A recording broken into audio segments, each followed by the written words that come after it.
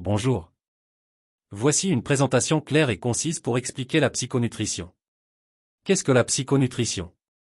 La psychonutrition est une approche globale qui relie l'alimentation à notre état psychologique. Elle prend en compte le corps et l'esprit pour aider à mieux comprendre nos choix alimentaires, nos comportements face à la nourriture et leurs impacts sur notre santé physique et mentale. Pourquoi est-ce important? Ce que nous mangeons influence nos émotions, notre énergie et même notre sommeil. En retour, nos émotions et notre stress influencent nos choix alimentaires. La psychonutrition aide à briser ce cercle. 1. Les piliers de la psychonutrition. L'impact des aliments sur le cerveau. Les aliments sont comme un carburant pour notre cerveau. Les glucides complexes, comme les céréales complètes, stabilisent l'énergie et l'humeur. Les oméga 3 dans les poissons gras favorisent la concentration et réduisent l'anxiété. Les déficits en certains nutriments magnésium, vitamine B peuvent aggraver le stress ou la fatigue. Les émotions et leur influence sur l'alimentation. Parfois, nous mangeons pour répondre à une émotion, pas à une faim réelle. Stress ou tristesse. Envie de sucre ou de gras. Anxiété. Grignotage compulsif. La psychonutrition aide à reconnaître ces déclencheurs émotionnels pour mieux les gérer. Le lien entre le microbiote et l'humeur. Saviez-vous que notre intestin est surnommé le deuxième cerveau? Un microbiote sain influence positivement notre humeur grâce à la production de sérotonine, l'hormone du bonheur. Une alimentation déséquilibrée peut entraîner des troubles digestifs et affecter directement notre bien-être mental. 2. Comment la psychonutrition peut vous aider? 1. Mieux comprendre vos envies alimentaires. Identifiez si vos choix alimentaires sont dictés par une faim physique ou émotionnelle.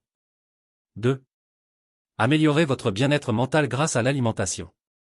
En choisissant des aliments qui favorisent la stabilité émotionnelle et réduisent le stress. 3. Changez vos habitudes de manière durable.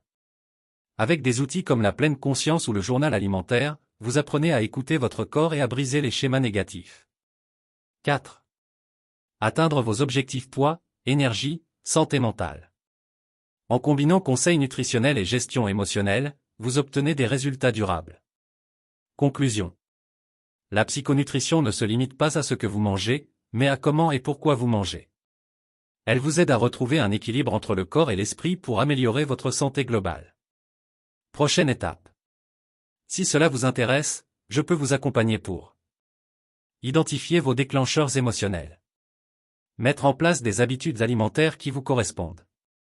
Améliorer votre bien-être, pas seulement sur la balance, mais aussi dans votre tête. Le corps-esprit alimentation. 1. Esprit. Émotion, stress, pensée. 2. Corps. Énergie, digestion, hormones. 3. Alimentation. Nutriments, envie, habitude. L'équilibre entre ces trois éléments est la clé de la psychonutrition. 2. Exemple concret. Les envies alimentaires liées aux émotions. K1. Stress au travail. Une personne sous pression au travail se tourne vers du chocolat ou des biscuits. Explication. Le stress augmente le cortisol, ce qui crée une envie de sucre pour un effet apaisant rapide. Solution psychonutrition. Voici une alternative comme des noix riches en magnésium pour calmer le système nerveux ou un carré de chocolat noir, 70%. K2.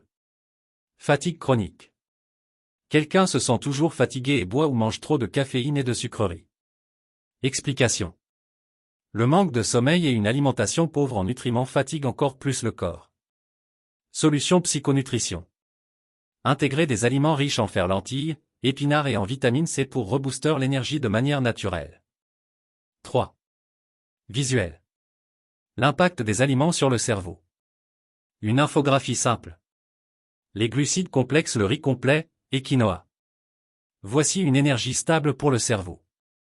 Les protéines et viandes maigres, et œufs. Fabrication des neurotransmetteurs. Exemple. Dopamine, sérotonine. Les graisses saines. Exemple. Avocat, noix, poisson. Favorise la communication entre les cellules nerveuses. Les aliments néfastes. Exemple. Le sucre raffiné, excès de gras trans. Perturbe la concentration et augmente l'anxiété. Le microbiote, notre deuxième cerveau. Exemple. Une personne qui mange souvent des fast-foods et souffre de ballonnement et d'une humeur instable. Voici l'explication. Une flore intestinale déséquilibrée peut produire des toxines qui affectent directement l'humeur. La solution psychonutrition. Intégrer des probiotiques, yaourts, kéfir, et des fibres, fruits, légumes. 5. Prendre un raisin sec ou une amande. Le manger lentement, en observant la texture, la saveur et les sensations. Message clé. Manger en pleine conscience peut réduire les excès alimentaires et améliorer votre relation avec la nourriture. B. Créer un journal émotionnel alimentaire. 1. Notez ce que vous mangez. 2. Ressentir l'émotion avant et après. Objectif. Identifier les liens entre émotions et choix alimentaires. 6. Visuel. Résultats concrets. Avant-après en termes de bien-être. 1. Moins de fatigue. 2. Une humeur plus stable. 3. Une relation apaisée avec la nourriture. Ces visuels et exemples vous donneront une dimension interactive et pragmatique à la présentation.